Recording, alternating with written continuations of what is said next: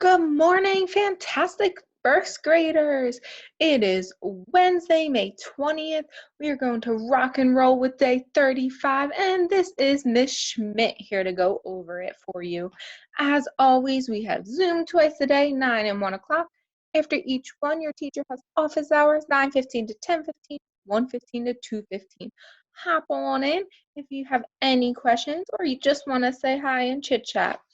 All right, let's go, rock stars. We have math today, reading, some word work, and science for the day. For math, you're going to turn to page 11 in your packet. You're going to color in the pattern blocks. So you have a whole page full of pattern blocks. I want you to color in the hexagons all yellow, right? The trapezoids red, the rhombuses blue, and the triangles green. Then you're going to cut out all the pattern blocks.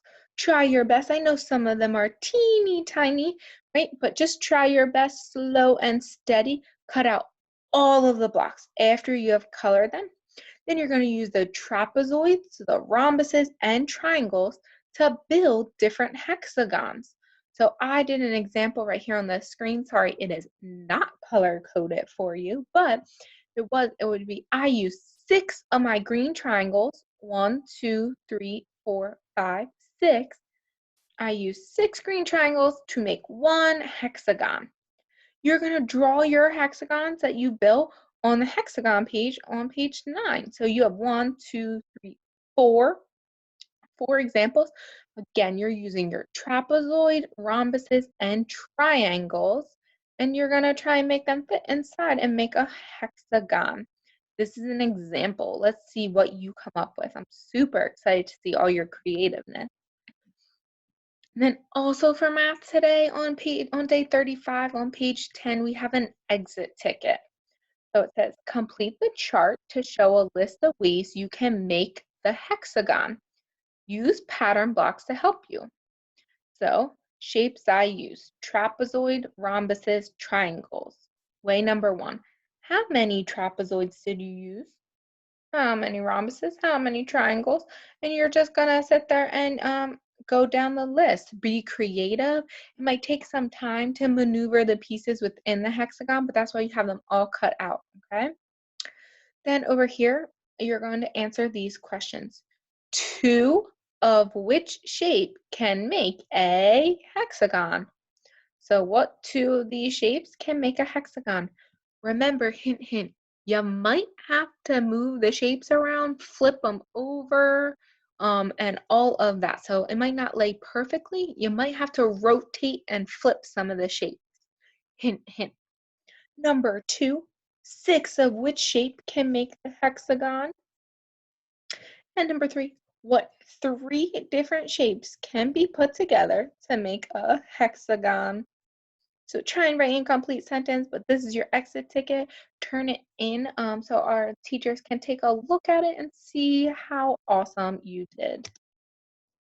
And as always, optional, log on to Dreambox for about 15 minutes if you can get some extra math work in there.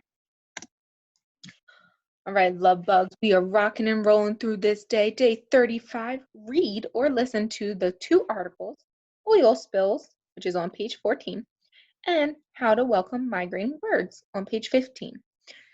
I want you to think and talk about the different ways that people can help birds in each article. Then we're going to write and describe at least 2 ways that people can help birds on page 16. As always, if you need help, come on to office hours, but I think we can do this. Let's see.